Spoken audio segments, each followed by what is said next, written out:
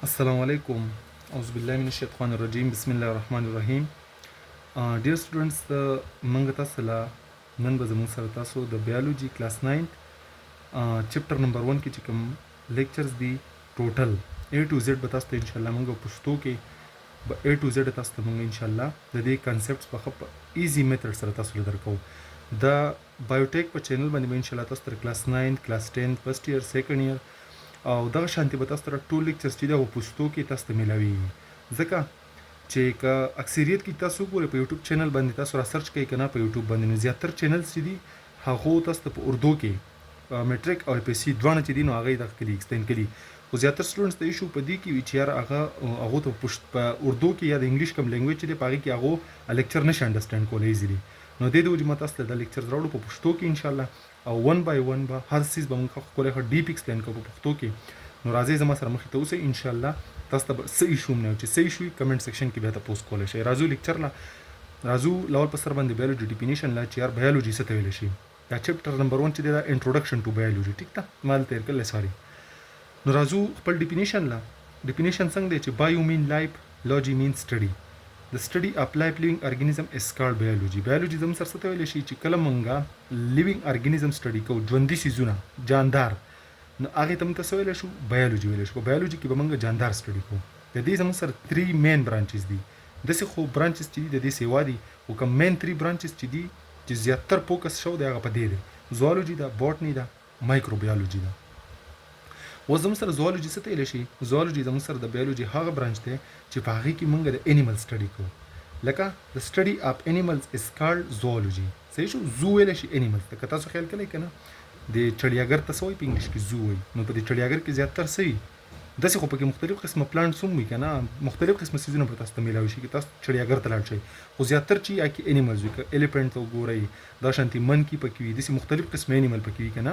د ټوریزم لپاره ها دویم د زم سره بوټني په بوټني کې مونږ ایکسپلین کوو د سټډي اف پلانټس از کالډ بوټني چې کم بوټي مونږ سټډي کوو کنه بوټي هغه ته څه ویل شي بوټني ورته ویل شي بوټني د بیولوژي برانچ دی Third one راځي مایکروبیولوژي مایکروبیولوژي ډیفینیشن دی مایکرو مین سمال the study of small organisms is called microbiology هغه برانچ اف بیولوژي چې په هغه کې مونږه واړه جاندار سټډي کوو یعنی انسیکټس کم ته چې مونږ اشارات ویل شو دا انسیکټس نو هغه ته مونږ ویل شو مایکروبیولوژي ویل شو یعنی په دې کې مونږ هغه سيزونه سټډي کوو کم چې زیاتره زم سره په مایکروسکوپ باندې لیدل شي د مایکروسکوپ نوم مو ته دی د مایکرو نه که تاسو خیال وکړئ مایکروسکوپ سکوپ ویل شي دغه ته مطلب چې تاسو کوم یو سیس چې دی میګنیفای کوئ یا مطلب دا دی چې هغه تاسو د خپل کوم اوریجنل سایز شي کنه اوریجنل هغه نه تاسو انلارج کړئ او تاسو هغه سیس چې دی هغه څه شي ایمیج اپیر شي هغه به تم سکوپ دغه لپاره یوز کیږي کې مختلف قسمه 2x 4x او ډیفرنٹ سکوپس پکې وي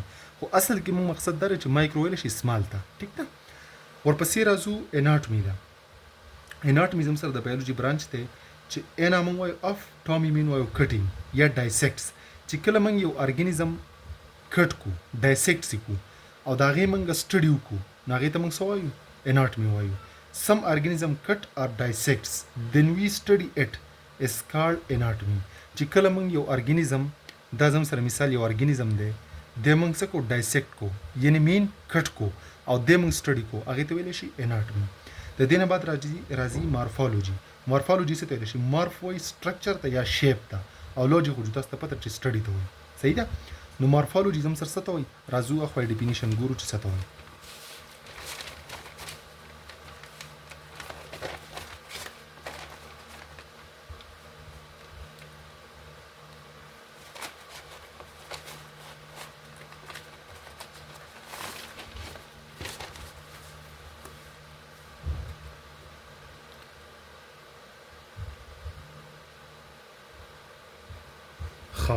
Morphology زم سره ویل شي the study of shape or structure of an organism is called morphology چې کله مونږه د ارګانیزم سټرکچر یا شیپ یعنی شکل ساخت دا مونږ د یو ارګانیزم د یو جاندار سټډي کو دا غي مطالعه کو که مثال په تور باندې زه وایم تاسو ته چې یاره بپلو دا یا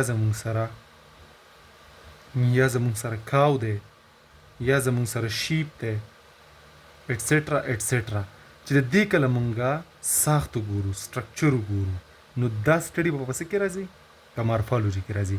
د دې بیا زموږ سره سب ټایپ دي دوه، یو ته وایي انټرنل مارفالوجي، بل ته وایي ایکسټرنل مارفالوجي. چې کله مونږ د دې ارګینیزم انسایډ سټډي وکړو، یعنی کې د دې مونږ انسایډ سټډي وکړو، بدن دننه سټډي چې کومه د باډي کوم دننه سټډي چې اندروني، هغې ته ویلی شي انټرنل مارفالوجي. او چې کله مونږ د دې بهرنۍ سټډي وکړو آوټسایډ ایکسټرنل، هغې ته مونږ وایو ایکسټرنل مارفالوجي. د سټډي انسایډ اف لیوینګ ارګینیزم is called internal morphology. The outside or external study of an organism is called external morphology. Third one راځي زموږ سره physiology. Physio ته د function نه، logy means study. یعنی په دې کې به موږ دا زموږ سره د بیولوژي هغه برانچ دی چې په هغې کې موږ څه سټډي کوو؟ فنکشن سټډي کوو د ارګینیزم، ارګن سټډي پکې کوو. چې یاره مثال په طور باندې موږ وایو چې یاره آی ده، هارټ دی، کډني ده، صحیح شو، لنګز شو، د دې به زموږ سره څه فنکشن وي. یعنی فیزیالوجي موږ ته د ارګینیزم د فنکشن په باره کې موږ له معلومات راکوي. یعنی که زه ووایم چې یاره کډني ده، یا زه ووایم چې یاره لنګز دي، نو صحیح شو، هارټ دی، هارټ سره بلډ پمپ کوي، کډني څه کوي؟ فلټریشن کوي، صحیح شو. دغه شانتي مختلف چې دی آی څه کار کوي؟ او ویژن ورکوي، ټیک ده.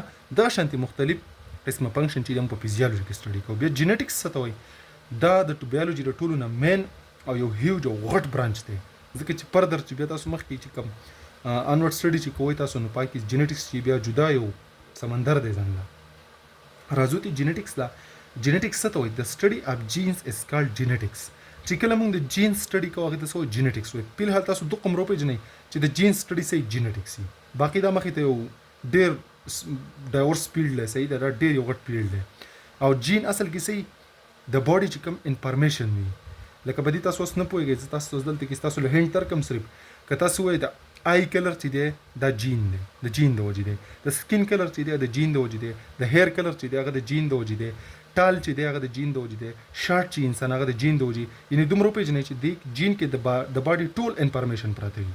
فارماکالوجي څه ته وایي؟ د بیولوژي بل پنځم برانچ دی چې هغې ته موږ وایو فارماکالوجي. په دې کې موږ د ډرګز یا د میډیسن سټډي کوو، هغې ته موږ څه وایو؟ فارماکالوجي. د سټډي اف ډرګز آر میډیسنز از کالډ فارماکالوجي.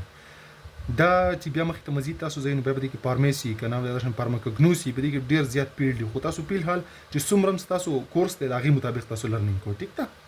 بل برانچ راځي زموږ سره 6 نمبر امبریالوجي. امبریالوجي څه ته وایي؟ امبریو مین زایګوټ، لوګس مین سټډي. د سټډي اف زایګوټ از کالډ امبریالوجي. چې په امبریالوجي به څه ته وایي؟ چې موږ کله د زایګوټ سټډي وکړو که نه هغې ته وایي امبریالوجي. اوس زایګوټ څه شی دی؟ زایګوټ چې دی که نه په میل کې نه دی، په میل کې، په سړي کې، په نارینه کې، په هغه کې سیلي، هغې ته وایي سپم سیل. او زنانه فیمیل، جنۍ، صحیح شو. په دې کې به وایي الک، په دې کې وایي جنۍ، یا نارینه، په دې کې زنانه، ټیک شو. نو په دې کې زموږ سره یو سیل هغې ته وایي ایک سیل. دا یاد ساتئ، دلته یو ایکسټرا معلومات در کوم، دا یو ستاسو د علم د اضافې دپاره چې په فیمیل باډي کې د ټولو نه غټ سیل چې دی هغه ایک سیل دی. ښه جي، دا یاد ساتئ. نو چې کله دا سپم سیل او دا ایک سیل راوځی شي، ټیک ده جي، نو چې کله دا راوځی شي دا فرټلایزیشن وکړي، او د فرټلایزیشن نه پس زموږ سره څه جوړ شي؟ د فرټلایزیشن نه پس